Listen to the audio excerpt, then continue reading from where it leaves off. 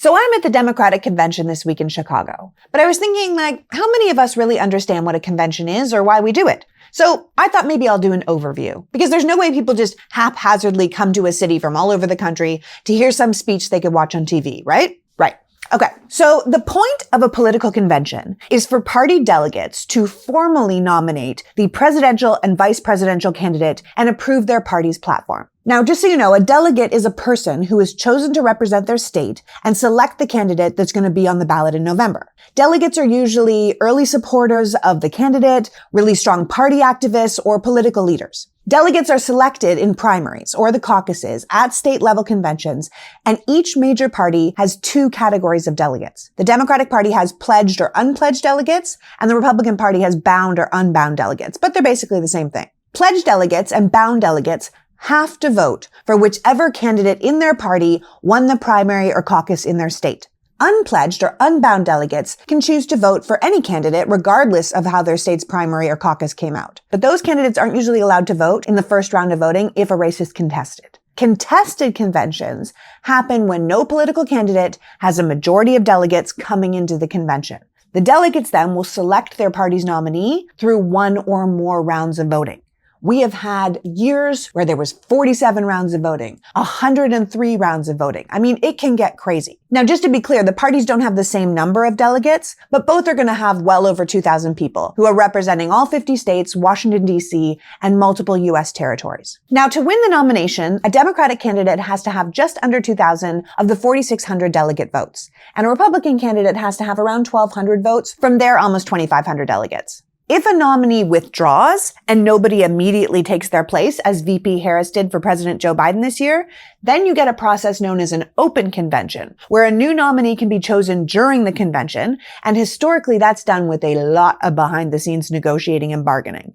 It's a mess. The Democratic Party also has a specific group of unpledged delegates that the Republicans don't have, and they're called superdelegates. Superdelegates are party insiders, or current elected officials or party leaders, people like Barack Obama or Hillary Clinton, and they can vote in a contested or open election after the first round of voting. But superdelegates have often made up their mind as to who they think would be the best candidate for their party going into the convention. However, in this case, much like at the Republican convention this year, when a general election candidate like VP Harris or Donald Trump has already been chosen as the nominee before the convention itself becomes more ceremonial. It kind of acts as this kickoff for the final couple of months of the campaign, as well as time for the party to energize their base and lay out a vision for the country. It's a multiple day event, and it provides this big opportunity for sort of lesser political stars to kind of come onto the scene. Historically, while early conventions were often quite chaotic and unpredictable, most modern conventions we pretty much know in advance who the nominee is going to be. This year was a little unusual for the Democrats, but they rallied and united very quickly around the candidacy of Vice President Harris and her chosen running mate, Minnesota Governor Tim Walz, after President Joe Biden decided not to seek a second term.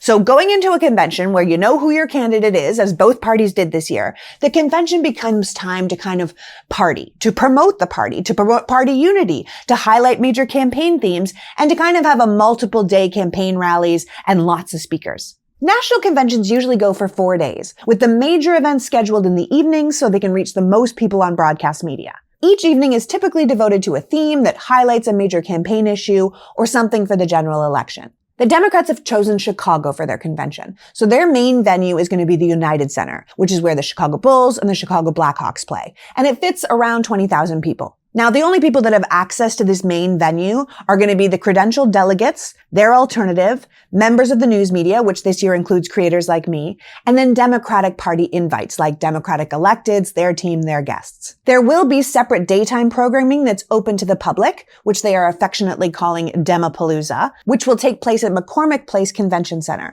which is about 5 miles from the United Center, and it will have things like giveaways, campaign training sessions, speakers. So if you're in the Chicago area, those events are free and open to the public from 9 to 5. Other spaces in Chicago will also host official convention-related events for the delegates and their guests. As far as those prime time events, Monday will have Chicago Mayor Brandon Johnson welcoming the Democrats. First Lady Jill Biden is also scheduled to speak that night, as is President Joe Biden, which I think will be a big thank you to him and a real coming together for the party.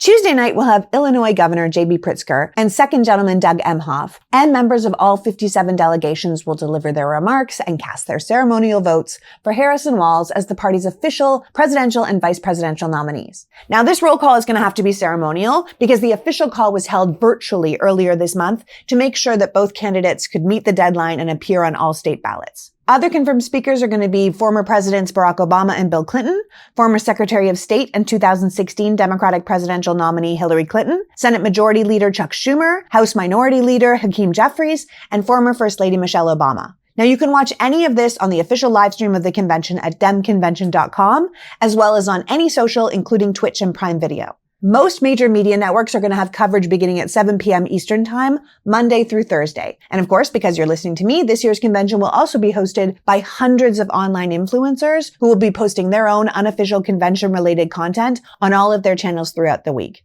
Overall, this convention is a very joyful moment for the Democrats. Democrats haven't had an in-person convention since 2016. The 2020 convention was canceled due to COVID, and the 2016 convention was in person, but it was quite contentious because of the conflict between the Hillary Clinton supporters and the Bernie Sanders supporters. Just to remind you, Hillary Clinton had won the majority of delegates and had the majority of superdelegates, but the Bernie supporters were still hoping for a contested convention where they could choose their preferred candidate, and that didn't happen. And that came with a lot of negative feelings. This time around, however, the party is not only together in person, but united behind their candidate and excited about the Harris-Walz ticket. After years of politics being a dark and depressing American carnage fever dream that included the Trump years, the pandemic, a contested election, the January 6th insurrection, the Trump trials and recent convictions, the Democrats are psyched and ready for some hope and forward momentum. So please follow along. This is history in the making, and hopefully the start of a far brighter future.